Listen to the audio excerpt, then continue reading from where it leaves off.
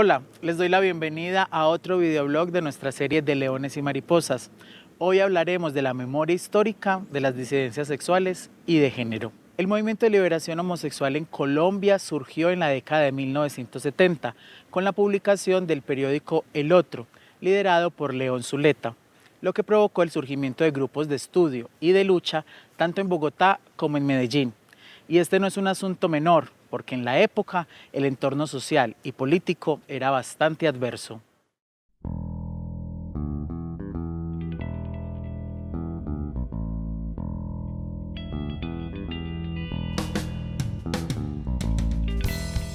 Los años 70 son como ambiguos en Colombia, en parte porque en el mundo y sobre todo en Estados Unidos están todos los aires de liberación en sexual y todo este juego, y en Colombia hay como un contraataque y un refuerzo al control en el cuerpo, al control sexual por parte de la iglesia y por parte de los medios, sobre todo de la prensa. Entonces hay como estos dos asuntos. Pero entonces, por un lado, empiezan a aparecer como personas que hablan directamente del tema de la sexualidad, de la homosexualidad, que ponen la homosexualidad en lo público y que, si bien son poquitos, empiezan a construir como ciertos colectivos hablando de liberación homosexual, que es como un proyecto político grandísimo, aunque para esa época pues no tenga ese ideario.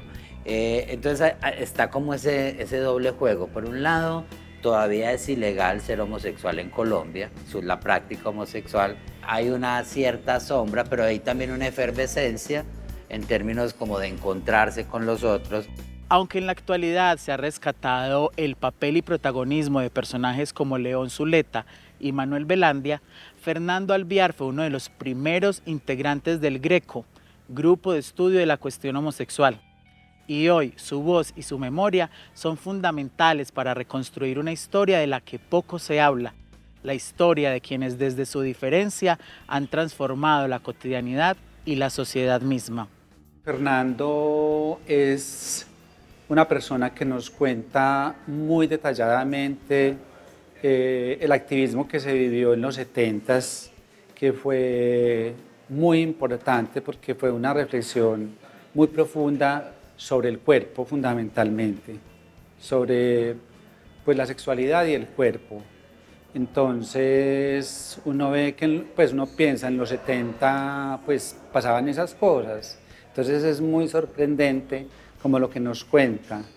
Y yo pienso que sería pues interesante escucharlo mucho para ver las reflexiones de hoy en día, pues que tenemos tantos estudios, tantos medios de comunicación, tenemos tanta información, pero hay informaciones que no tenemos y Fernando sí las tiene.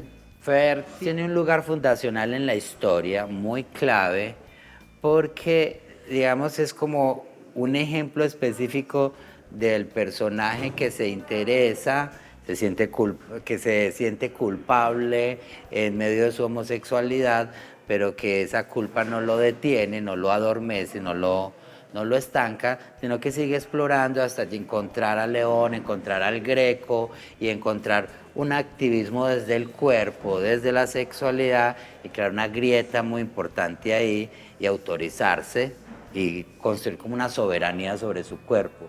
Creo que eso es un legado profundo que es de lo que hoy nuestras posibilidades del placer y la sexualidad están amarradas a esas conquistas de ellos.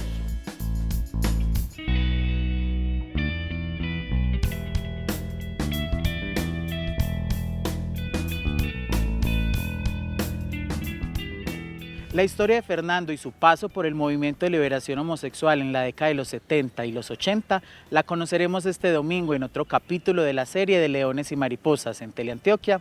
Emociona.